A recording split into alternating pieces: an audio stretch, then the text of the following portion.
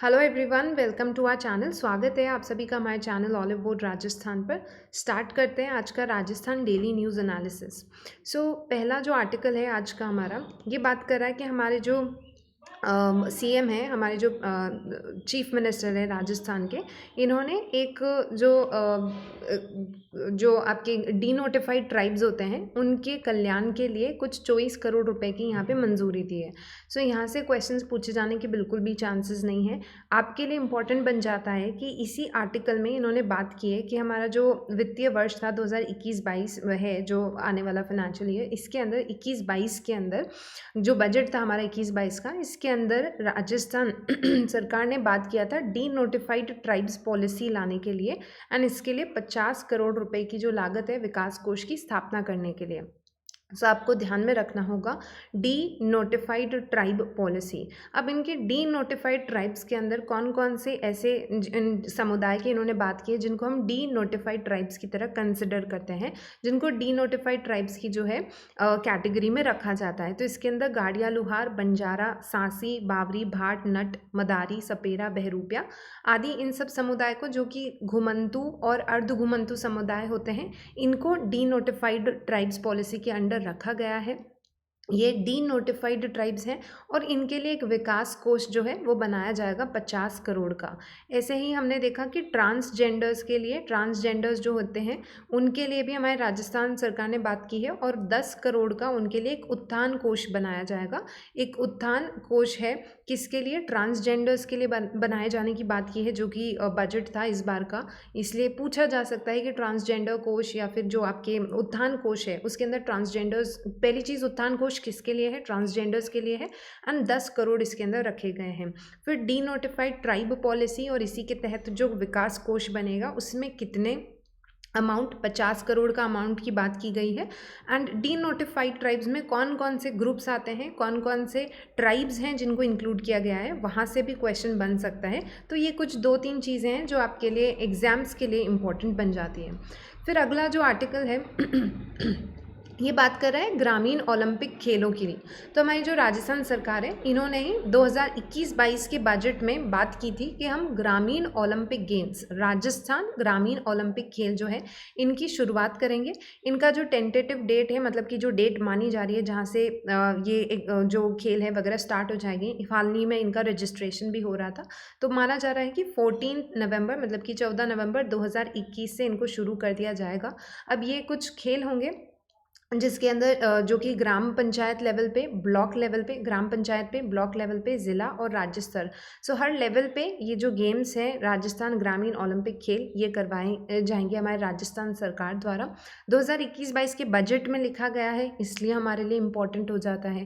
Plus इन्होंने बोला है कि कौन कौन सी गेम्स में होगा ये। कबड्डी के लिए, टेनिस बॉल, क्रिकेट, वॉलीबॉल और हॉकी के लिए तो ये पहले ही करवाया जा रहा था। प्लस इसमें 2 नए गेम्स इन्होंने ऐड किए हैं, एक शूटिंग बॉल और एक खो खो। ये कुछ गेम्स और इसमें ऐड कर दिए गए हैं। अगर क्वेश्चन को थोड़ा डेप्थ में बनाया जाए, क्योंकि स्पोर्ट्स वगैरह से ज़्यादा क्वेश्चन पूछे जाते हैं और ये हमारी राजस्थान सरकार की एक नई पहल है, तो हमसे में भी पूछ लिया जाए कि इसके अंदर कौन कौन से गेम्स जो हैं उनको इंक्लूड किए जाएंगे। तो एक बार सिर्फ आप अगर थोड़ा सा एक आइडिया रख लें इसका कि कौन कौन से गेम्स हैं इसके अंदर, एक kabaddi, tennis ball, cricket, volleyball और हॉकी, इन पे तो ऑलरेडी पहले ही करवाया जा रहा था राजस्थान ग्रामीण ओलंपिक गेम्स। ठीक है, राजस्थान ग्रामीण ओलंपिक खेलों के अंदर इन सारे गेम्स को लिया जा रहा था। 14 नवंबर 2021 से इनको स्टार्ट करवा जाएगा। इस बार वाले हमारे बजट में इसके बारे में मेंशन बात की गई थी, एंड नवंबर से ही बिल्कुल ये स्टार्ट करवाया जाने वाला है। कौन कौन से गेम्स को और इसके अंदर डाल दिया गया है, एक शूटिंग बॉल और खो खो खेल जो है ये भी इसके अंदर डाल दिए गए हैं, इंक्लूड कर दिए गए हैं। ये हमारे लिए कुछ इंपॉर्टेंट था जहाँ से मे बी क्वेश्चन पुटअप हो जाए हमारे एग्जाम्स के अंदर। देन हम देखते हैं हमारी जो राजस्थान सरकार का जो टूरिज़्म डिपार्टमेंट है, पर्यटन विभाग है, उन्होंने एक नई जो है एक पहल या फिर एक नई शुरुआत की है, मतलब कोई एक अभियान के साथ स्टार्ट किया उन्होंने, जैसे बोल रहे हैं राजस्थान डायरी। तो यहाँ पे क्या किया है इन्होंने, एक ऑनलाइन सीरीज स्टार्ट की है, ऑनलाइन श्रृंखला या फिर ऑनलाइन सीरीज स्टार्ट की है और इसका नाम रखा है राजस्थान डायरी।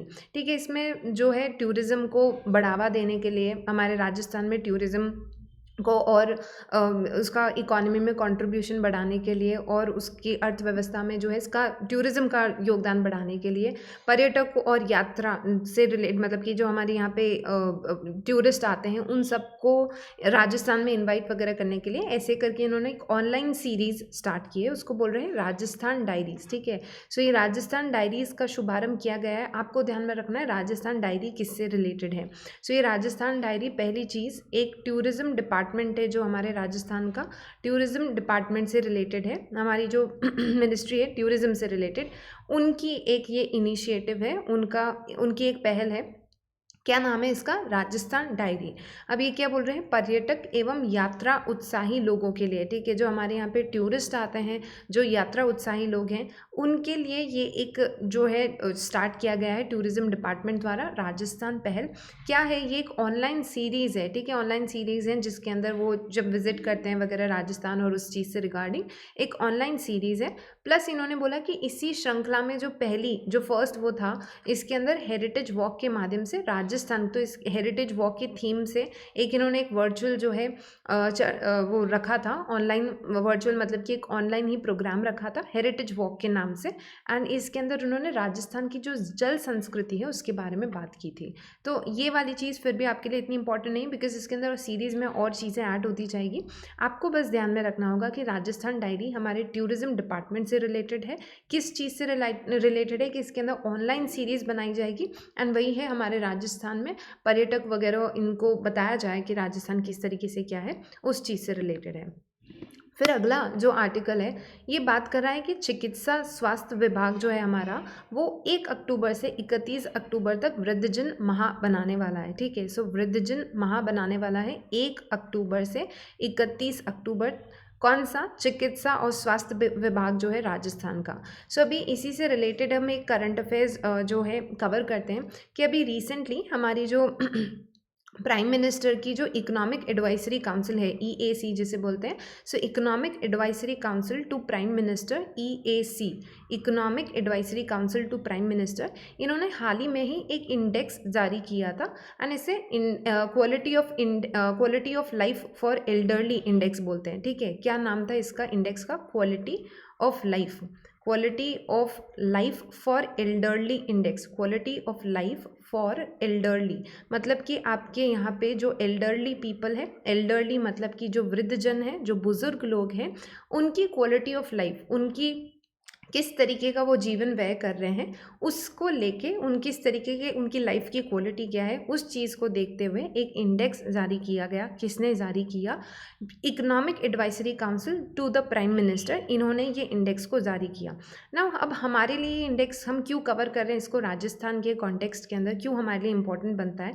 बिकॉज इस इंडेक्स में राजस्थान को यहाँ पे फर्स्ट पोजिशन मिला है, मतलब कि राजस्थान में सबसे ज़्यादा वृद्धजन या फिर बुजुर्ग लोग हैं। ठीक है, उस इंडेक्स के अंदर जो एवरेज और वगैरह निकाला गया, सो इसमें राजस्थान की फर्स्ट रैंक आई थी। राजस्थान में सबसे ज़्यादा, सबसे एज्ड बोला गया कि सबसे ज़्यादा एज्ड पॉपुलेशन जो है वो राजस्थान के अंदर मिलती है, सबसे ज़्यादा वृद्धजन जो है राजस्थान में है, सबसे ज़्यादा बुजुर्ग लोग राजस्थान में है। एज्ड स्टेट दिया गया है राजस्थान को फर्स्ट। ठीक है, तो इसीलिए ये हमारे लिए इम्पॉर्टेंट हो जाता है। किसने रिलीज़ किया है? अब बिकॉज इसको राजस्थान में फर्स्ट रैंक लगा, मैंने पहले भी आपको बताया है, जिन किसी भी इंडेक्स के अंदर राजस्थान का फर्स्ट रैंक है, फर्स्ट 3 में है, अगर राजस्थान का परफॉर्मेंस अच्छा है या फिर किसी भी कारण की वजह से फर्स्ट है, ठीक है, तो हमें वहाँ पे जो है वो चीज़ हमारे लिए, हमारे राजस्थान के करंट अफेयर्स के लिए इंपॉर्टेंट बन जाती है। So PMEAC that is economic advisory council to the prime minister ने इसको रिलीज़ किया था। Quality of life for elderly index इसका नाम है। एल्डरली मतलब यहाँ पे बुजुर्ग लोगों से मतलब है इनका। अब इन्होंने राजस्थान को इसके अंदर फर्स्ट रैंक दिया था। एंड एक और चीज़ आप ध्यान में रखेंगे कि 1 अक्टूबर से 31 अक्टूबर जो है एक वृद्धजन माह जो है हमारी सरकार बनाने का सोच रही है। चिकित्सा स्वास्थ्य विभाग जो है राजस्थान का वो कर रहे हैं इसको।